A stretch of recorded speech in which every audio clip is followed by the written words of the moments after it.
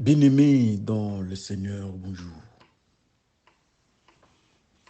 Gloire soit rendue à Dieu, le Dieu Tout-Puissant, le Dieu Saint, le Dieu Trois-Façons. Là, la colère prompte à écouter. Votre frère, Bifalou Bifoulou, du ministère de l'Armée Bleue. C'est votre frère en Christ. Nous sommes tous les enfants de Dieu, dans la crainte de Dieu et l'obéissance à sa parole. Le 26, maintenant nous sommes le 27, parce qu'il est presque, nous tendons vers 1h du matin. Alors, notre question du jour du 26 était celle-ci. Pourquoi Abraham refuse de prendre la richesse du roi de Sodome et lui donner son armée? C'est dans Genèse 14, 21 jusqu'au 23e verset. Normalement, nous devrions commencer à lire nos références bibliques. Mais pour des raisons de temps, nous donnons déjà un jour, pendant 24 heures, nous donnons les éléments. Alors, de l'autre côté, les frères qui sont là-bas peuvent avoir une idée du texte. Alors, quand nous commençons, pour ne plus rentrer, nous passons directement à l'exhortation, à la méditation et autres. Donc, des fois, comprenons-nous. Mais si c'est peut-être un verset, ça ne nous gêne pas à lire. Alors, pour ne pas prendre beaucoup de temps, nous passons dans notre question du jour, comme je viens de dire, pourquoi Abraham refuse la richesse proposée par le roi de Sodome et lui donnait son armée. Nous avons dit que c'était dans Genèse 14, 21 jusqu'au 23e verset. Abraham est serviteur de Dieu. Il y a eu un conflit, il y a eu une difficulté à Sodome, Gomorrhe et les zones environnantes, dominées par le roi, je crois le roi des Shinéars. Mais qu'est-ce qui s'est passé? Ils se sont révoltés. Ils ne voulaient plus être sous contrôle de ce roi-là. Comme conséquence, la bataille a éclaté.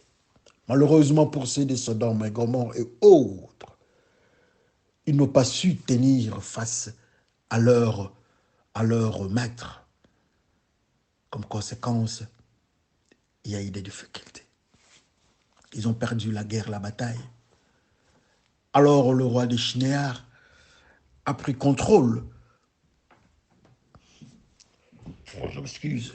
A pris contrôle de tout ce qu'ils avaient comme richesse. Eux-mêmes, leur population était emportée comme butin de guerre. Mais parmi ces gens-là, il y avait un qui a fui et qui est venu signifier à Abraham la situation de son neveu Lot, qui était aussi parmi ceux qui étaient emportés par le roi des Shinéars.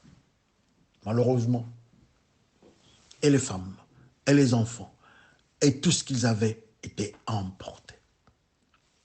De son côté, Abraham s'est organisé, je crois, avec 318 hommes.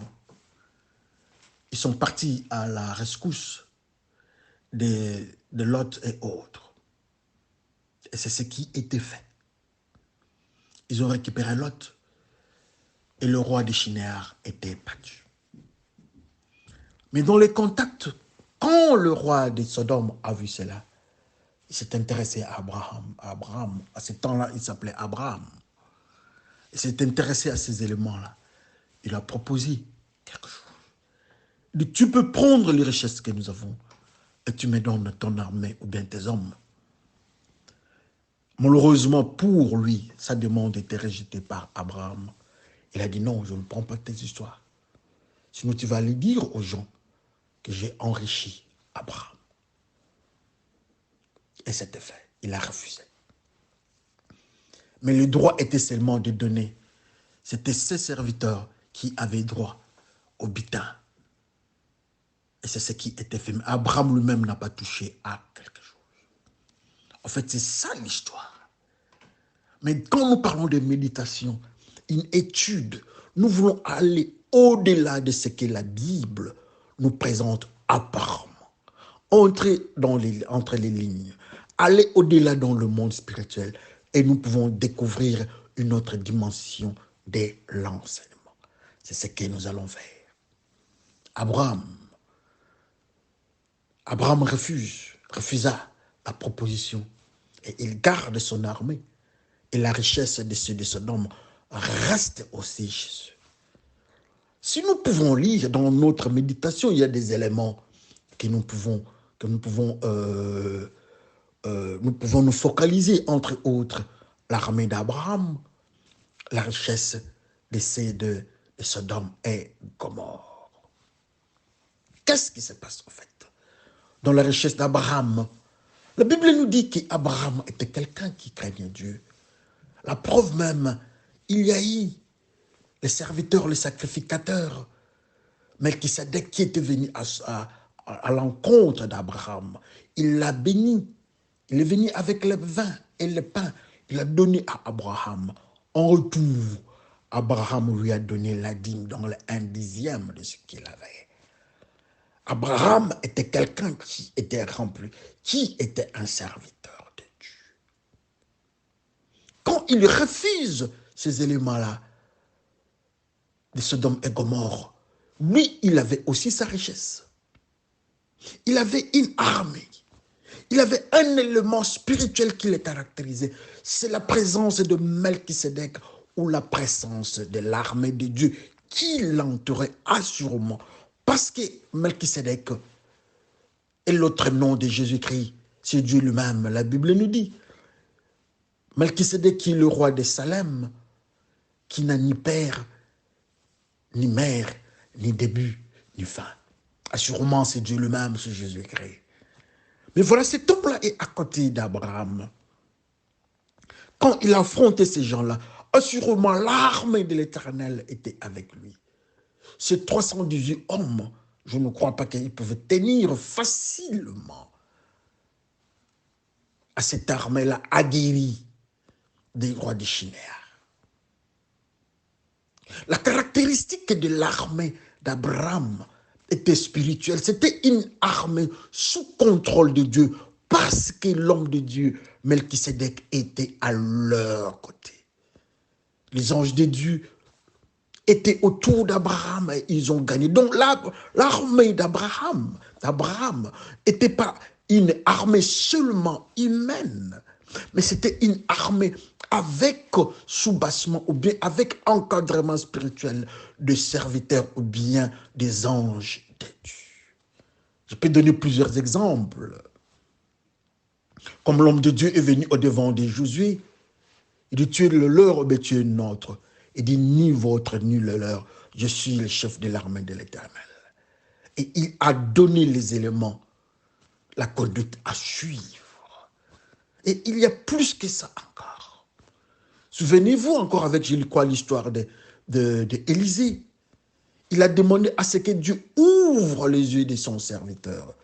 Et il a vu à la montagne, autour d'eux, il y avait l'armée de l'Éternel. Mais physiquement, il ne pouvait pas voir ça.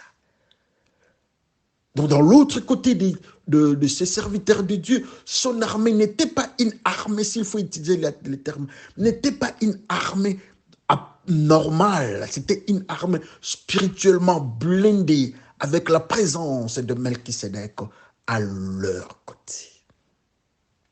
Ça, c'est l'armée de l'homme de Dieu, Abraham. Alors, lisons un peu, faisons encore un petit commentaire avec la richesse de Sodome et Gomorrhe, s'il faut ajouter Gomorrhe. Assurément, tous, ils étaient là, dans le même environnement, sous le contrôle du roi de Shinéar. Celui de Sodome dit, il lui demande de lui donner sa richesse. Parlons un peu de la richesse de Sodome.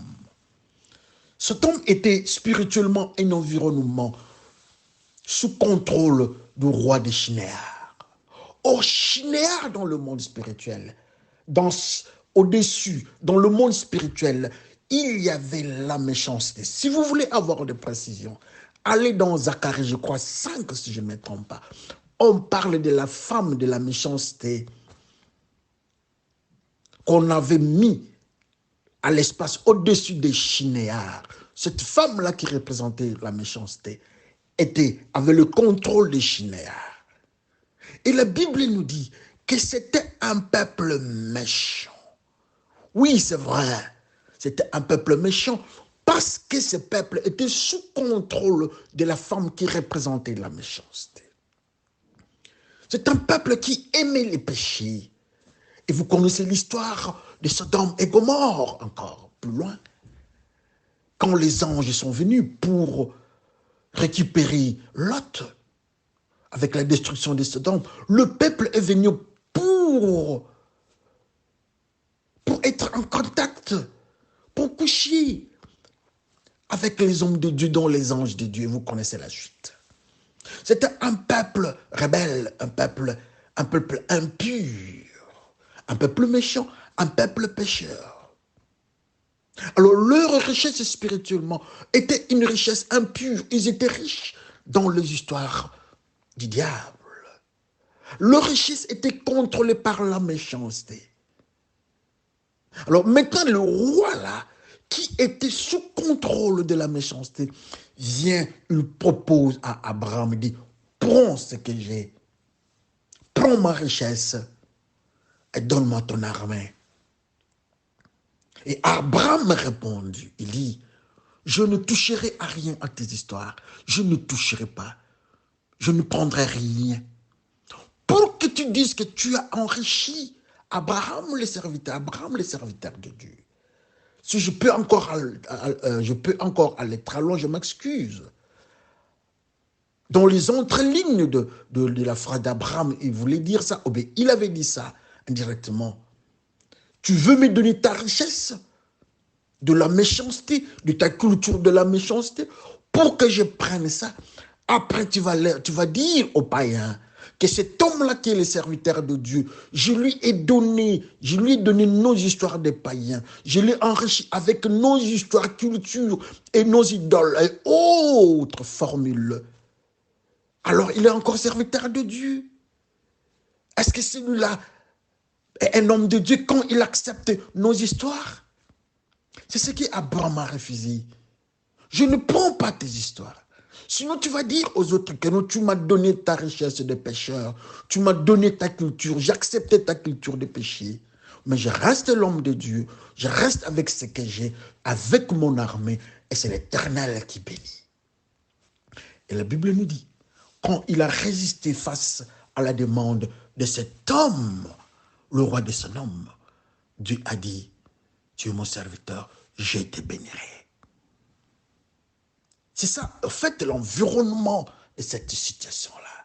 L'armée d'Abraham était une armée avec soubassement spirituel parce qu'autour de lui, il y avait cet homme qu'on appelle, s'il faut appeler homme, le roi de Salem, ou bien Melchisedec. De l'autre côté de Sodome, il y avait aussi un esprit qui est la femme qui représente la méchanceté au-dessus dans le monde spirituel des chinéards. Il faut aller encore très loin. Il y avait en fait une guerre entre la méchanceté et Melchisedec, le roi de Salem. Et comme conséquence, l'armée de Melchisedec a gagné sur l'armée, a gagné sur la proposition de la méchanceté. Abraham est resté avec Melchisedec dans la pureté, dans la crainte de Dieu. Et Sodome et Gomorrhe sont partis avec leur richesse. Et vous connaissez la suite. Sodome et Gomorrhe étaient détruits à cause de leur péché ou bien leur richesse. En fait, c'est ça ce que nous avons voulu parler.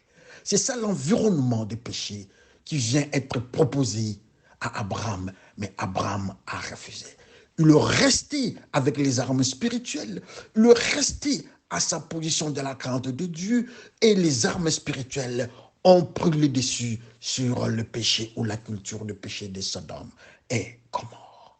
En fait, c'est ça notre méditation de ce jour. Que le Seigneur bénisse son peuple. Merci.